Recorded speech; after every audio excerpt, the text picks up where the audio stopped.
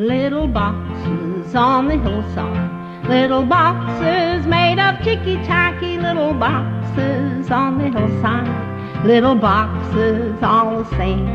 There's a pink one and a green one and a blue one and a yellow one, and they're all made out of ticky-tacky and they all look just the same.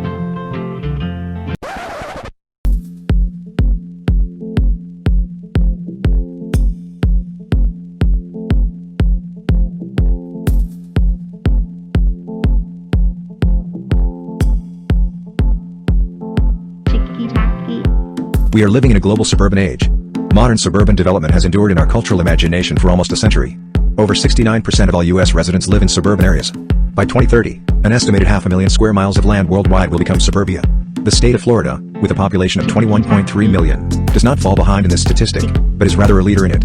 With nearly 1,000 people moving to Florida a day, it is one of the fastest growing states. So, why do people move here? Well, from amazing weather, world-class theme parks, 633 miles of fantastic beaches, nightlife, endless shopping malls to rich natural sights and culture.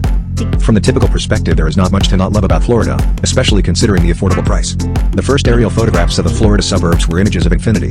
In their uniform regularity of rows and rows of potential homes, they evoked a landscape of orderliness and limitless promise.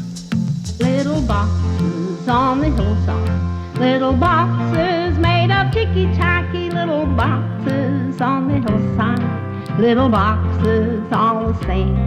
There's a pink one and a green one and a blue one and a yellow one, and they're all made out of ticky-tacky and they all look just the same. Just the same. Just the same. Just the same.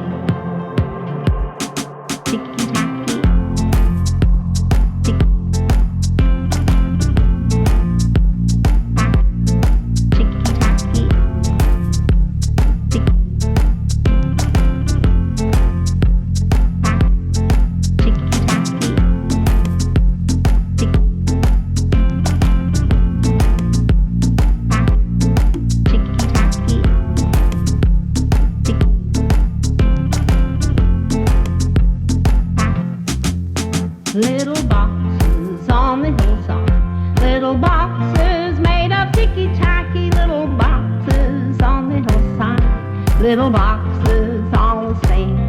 There's a pink one and a green one and a blue one and a yellow one, and they're all made out of ticky-tacky and they all look just the same. Just the same. Just the same. Just the same.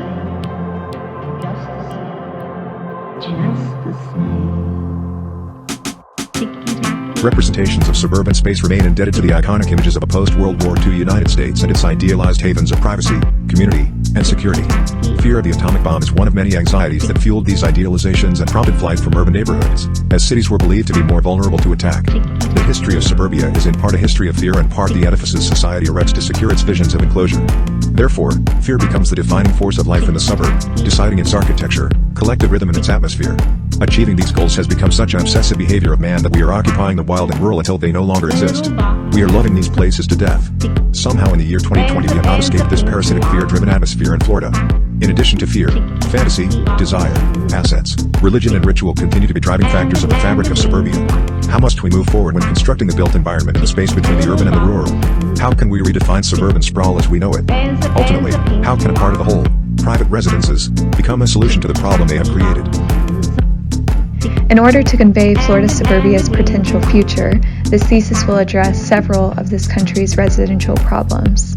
First, that of allegiance to the earth, and second, that of extended family. Lastly, it proposes an economical reorganization model for suburban residences, where the house is no longer an object surrounded by useless lawns, but is now a border that defines a productive agricultural plot. The prototype will allow a part of the whole, private residences, to become a solution to the sprawl that they've catalyzed. The thesis will imagine a built environment not driven by assets, materialism, fear, privacy, and security, but rather a built environment that supports a minimalist community with sincere allegiance to the earth, family, and to each other.